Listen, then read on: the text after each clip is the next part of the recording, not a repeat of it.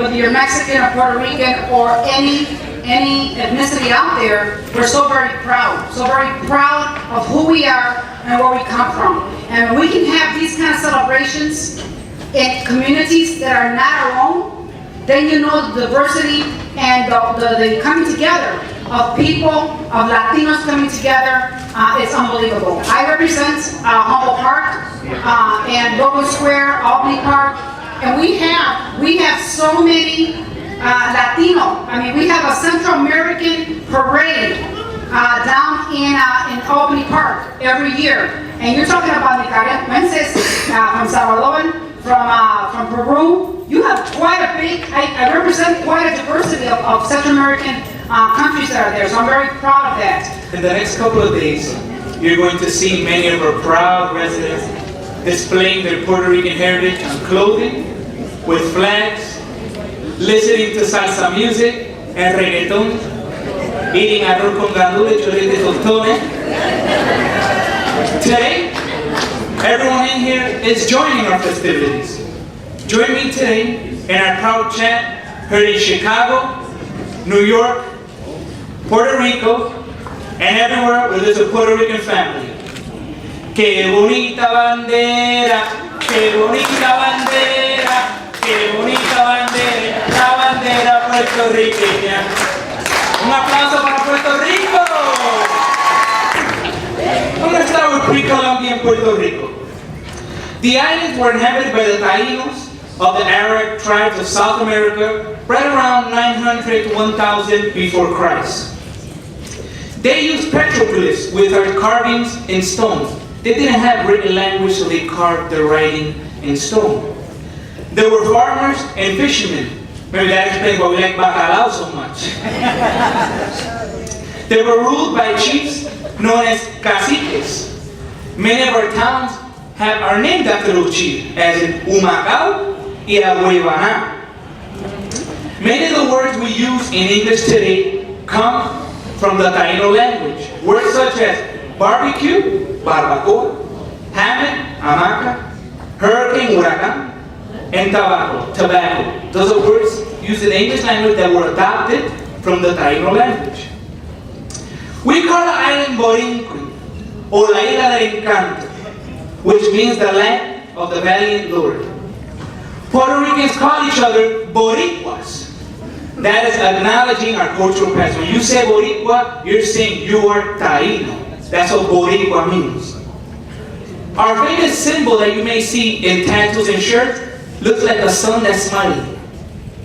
Well, that is part of the Taíno culture, and that's why many people have it on their bodies, on their clothes, and in their cars. El Sol Taíno. Our beautiful island was colonized in 1493 by Christopher Columbus during his second voyage. He named the island San Juan Bautista after St. John the Baptist. Ironically, though, when all the merchants started coming to San Juan, they referred to it as San Juan, and he was talking about the whole island, San Juan. So the names kind of got switched throughout time. So Puerto Rico is the island now, and the capital San Juan, but it was reversed at the beginning. The first colony that was founded was Caparra, near Guaynabo, about 40-50 miles from San Juan, the capital. It was further colonized by Juan Ponce de Leon and Diego Columbus, which is Christopher Columbus' son. The island was very important because of its strategic military location. It protected the Spanish crown's assets in Mexico and in South America from pirates that came from England, Portugal, and Holland. The principal exports during the colonial period were ginger, coffee, sugar, and fruits. La guayaba, no? One of our favorite fruits.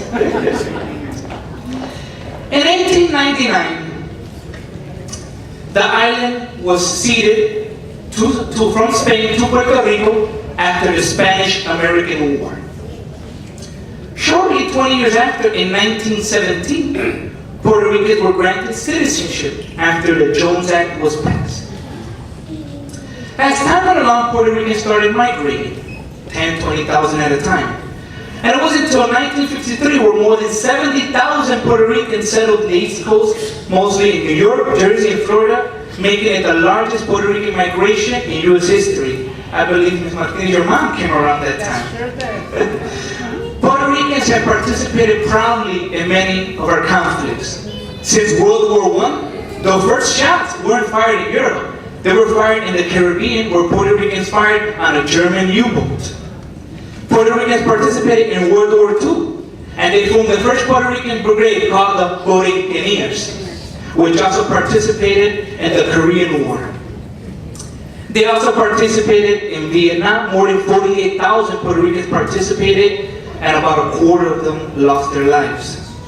If you go to the Great Wall in Washington, D.C., the Vietnam Memorial, you will see apellidos, Rodriguez, Perez Martinez. Many of them were Puerto Rican. Puerto Ricans participated honorably in Libya, in Iraq, and Afghanistan. And many of them are still serving today. Can we give a round of applause to all our men and women serving today in Iraq and Afghanistan? May God keep them safe. We are proud to have our own Olympic team. We're pretty good in basketball. In a couple of years, we beat the U.S. in basketball. We compete in wrestling, my favorite sport. We actually took a silver in wrestling in the last Olympics. We participate in boxing. We've had many world champions. Trinidad, Miguel Cotto, who's still fighting. He has a fight coming up in November. So let's root for him. Also, something very important and dear to the Puerto Rican politics is el plebiscito, the plebiscite. Every so often, starting in 67, 93, 98, and 2002, we hold a vote. Either to become a state, to stay as a commonwealth, or to become an independent sovereign nation. And thanks to this great nation, their hospitality and their welcoming, Puerto Ricans have voted to stay a commonwealth and stay part of the United States of America.